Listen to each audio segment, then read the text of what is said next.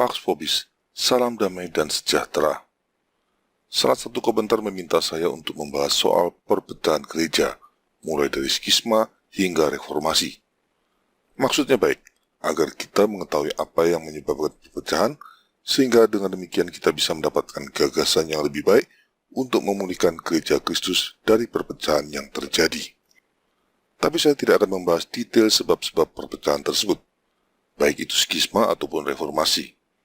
Membahas detail masalah itu hanya akan membuat kita terpancing melakukan polemik berkepanjangan yang tidak produktif dan menghambat upaya persatuan melalui metanoia yang sedang kita bangun. Ingatlah, perpecahan itu sudah dibahas berabad-abad dan tidak menghasilkan solusi konkret. Tidak ada gunanya dilanjutkan lagi. Posisi saya dalam masalah skisma ataupun reformasi jelas.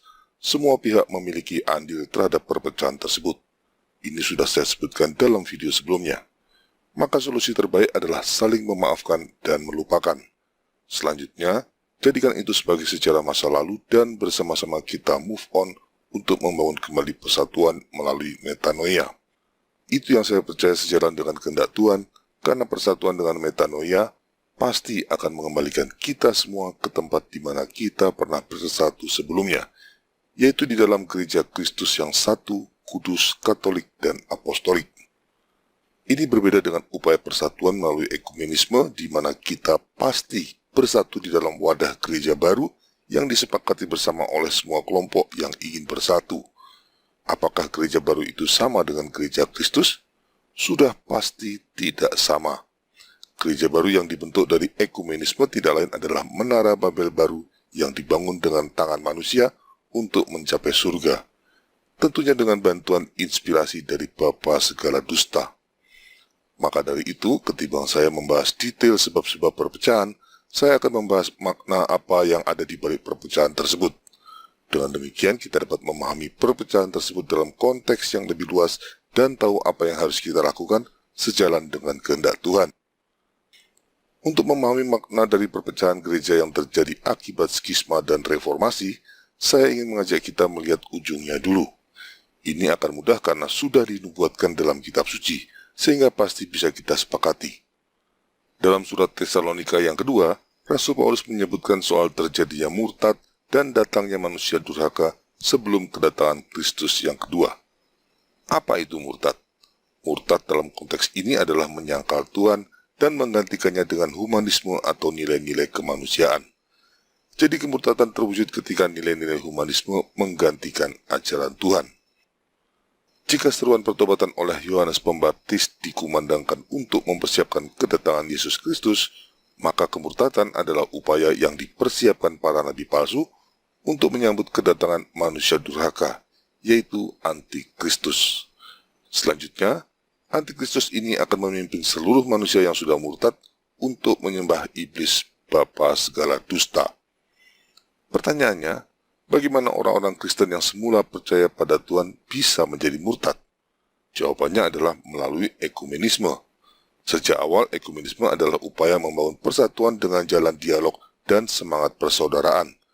Itu bahasa halusnya. Apa yang terjadi dalam ekumenisme adalah mengkompromikan kebenaran demi persatuan. Ketika kelompok yang ingin dipersatukan semakin banyak dan beragam, maka nilai kebenaran yang harus dikompromikan juga semakin banyak. Akhirnya ekumenisme ini akan sampai pada keadaan di mana kebenaran Tuhan disingkirkan seluruhnya dan digantikan dengan humanisme. Itulah kemurtadan yang dihasilkan dari ekumenisme untuk mempersiapkan kedatangan Antikristus. Lalu mengapa ekumenisme bisa terjadi? Ekumenisme bisa terjadi karena ada perpecahan Kristen. Jika tidak ada perpecahan Kristen, maka ekumenisme juga tidak ada dan kemurtadan pun tidak akan terjadi. Jadi perpecahan Kristen, ekumenisme, dan kemurtadan untuk menyambut kedatangan Antikristus merupakan satu rangkaian sebab akibat yang tidak bisa dipisahkan.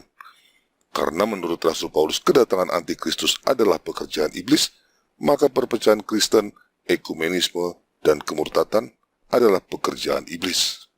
Dengan demikian, suka atau tidak suka, perpecahan akibat skisma dan reformasi adalah pekerjaan iblis juga.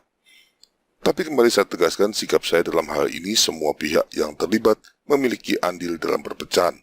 baik Katolik, Ortodoks, dan Protestan, semua berkontribusi.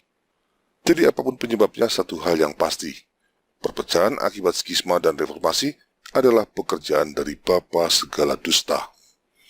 Sekarang mari kita lihat apa dampak skisma dan reformasi pada gereja Kristus yang satu, kudus, Katolik, dan apostolik. Setelah pengakuan Petrus bahwa Yesus adalah Mesias, Tuhan berkata, "Dan aku pun berkata kepadamu, engkau adalah Petrus, dan di atas batu karang ini aku akan mendirikan gerejaku, dan Allah maut tidak akan menguasainya. Kepadamu akan kuberikan kunci kerajaan surga. Apa yang kau ikat di dunia ini akan terikat di surga, dan apa yang kau lepaskan di dunia ini akan terlepas di surga." Injil Matius bab 16 ayat 18-19. Selanjutnya setelah kebangkitan dan sebelum kenaikannya ke surga, Tuhan menegaskan kembali tugas Petrus. "Gembalakanlah domba-dombaku." Ini dikatakannya hingga 3 kali berturut-turut seperti yang tercatat pada Injil Yohanes bab 21 ayat 15-17. Jelas bahwa gereja yang didirikan Tuhan kita diserahkan kepemimpinannya kepada Petrus dan para penggantinya. Itu yang dikehendaki Tuhan. Orang bisa saja berdalih yang memimpin gereja adalah Yesus Kristus. Itu benar, tapi harus diingat bahwa Yesus sendiri yang telah menyerahkan kepemimpinan gereja kepada Petrus sebagai wakilnya. Silakan lihat kembali Injil Yohanes bab 21 ayat 15-17. Dengan demikian, barang siapa menyangkal Petrus dan para penggantinya sebagai kepala gereja, sama dengan menyangkal Kristus juga. Maka ketika Patriark Konstantinopel Michael Cerularius melakukan skisma pada tahun 1054 dengan menolak kepemimpinan Paus dan memisahkan diri menjadi gereja Ortodoks, pada dasarnya gereja Ortodoks telah menolak wakil Kristus sebagai pemimpin gereja.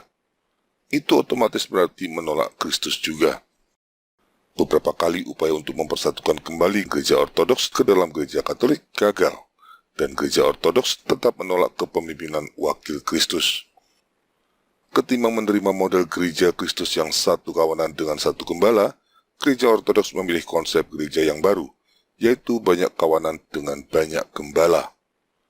Selanjutnya Martin Luther yang melakukan protes terhadap gereja pada tahun 1517 dan melakukan gerakan reformasi, memecah belah gereja lebih lanjut.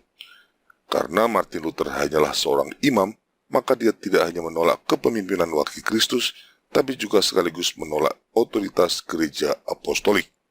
Akibatnya, setiap orang bebas menafsirkan kitab suci menurut pikirannya sendiri dengan mengatasnamakan Roh Kudus. Otoritas penafsiran sabda Tuhan tidak lagi ada pada institusi gereja apostolik, tapi pada setiap individu. Dengan demikian, gerakan reformasi menandai gagasan penafsiran sabda Tuhan yang bersifat subjektif dan relatif. Ini yang kelak langsung atau tidak langsung mendorong lahirnya humanisme, di mana manusia menjadi pusat dan penentu kebenaran. Buah-buah buruk gerakan reformasi berupa perpecahan sebenarnya sudah mulai muncul ketika Martin Luther masih hidup. Tapi ini tidak menyurutkan tekad Martin Luther dan pendukungnya untuk terus melanjutkan gerakan reformasi ini. Sampai akhirnya perpecahan yang menjadi karakter merusak dari gerakan reformasi ini semakin parah dan mulai muncul keinginan untuk membangun persatuan. Tapi karena tidak mungkin bersatu kembali ke dalam gereja Katolik, mereka memilih bersatu secara ekumenis melalui jalan dialog alias kompromi. Pada tahun 1910, Kongres Misionaris Edinburgh menjadi awal dari dimulainya gerakan ekumenisme untuk mempersatukan Kristen. Selanjutnya kita tahu, gerakan ekumenisme yang pada prinsipnya mengkompromikan kebenaran demi persatuan ini berkembang makin luas. Tidak hanya mempersatukan berbagai denominasi Protestan saja, tapi juga melibatkan gereja Ortodoks dan juga gereja Katolik pasca Konsili Vatikan II. Selanjutnya dengan alasan demi perdamaian dunia, ekumenisme ini makin diperluas dan melibatkan juga semua agama-agama lain. Konsekuensinya jelas, kebenaran Tuhan yang makin disingkirkan dan digantikan humanisme pada akhirnya akan berujung pada kemurtatan yang akan mendahului kedatangan antikristus, tepat seperti yang sudah dinubuatkan oleh kitab suci. Pernyataan Rasul Paulus sangat jelas, kedatangan antikristus adalah pekerjaan iblis. Dengan demikian, bukan hanya kemurtatan, tapi juga ekumenisme yang menyebabkan kemurtatan itu juga pekerjaan iblis. Karena ekumenisme muncul akibat perpecahan gereja, maka skisma dan reformasi pun merupakan campur tangan iblis. Itu menjadi masuk akal jika kita memahami strategi klasik iblis, yaitu solve et coagula atau ordo ab chao. Iblis memecah belah gereja dengan maksud untuk mempersatukannya kembali melalui ekumenisme di dalam gereja baru yang tidak lain adalah Menara Babel baru atau agama global antikristus. Jadi seluruhnya mulai dari skisma, reformasi, ekumenisme, konsili Vatikan kedua, dan kemurtatan menjelang kedatangan antikristus adalah pekerjaan bapa segala dusta. Sesuai nubuat, kemurtatan dan kedatangan antikristus itu pasti terjadi. Itu tidak bisa dihindari. Yang kita bisa lakukan adalah menolak untuk menjadi bagian dari kemurtatan itu dan memilih menjadi sisa umat yang setia seperti yang dikatakan oleh Rasul Paulus dalam Roma 11 ayat 5. Memang itu berat karena kita akan menentang mainstream, tapi itulah pilihan yang benar. Ingatlah bahwa jalan menuju kebinasaan itu lebar dan luas, sedangkan jalan menuju keselamatan itu sempit. Tuhan menghendaki kita memilih jalan yang sempit itu demi keselamatan jiwa kita. Caranya dengan menolak terlibat dalam ekumenisme dan kembali bersatu dalam gereja Kristus melalui metanoia. Dengan demikian mereka yang ortodoks menolak skisma, yang Protestan menolak reformasi, dan yang Katolik menolak konsili Vatikan kedua. Sisanya, Tuhan yang akan menyelesaikan. Dari Ama Kristus dan pelayan para prajurit Kristus, Viva Christo Rei.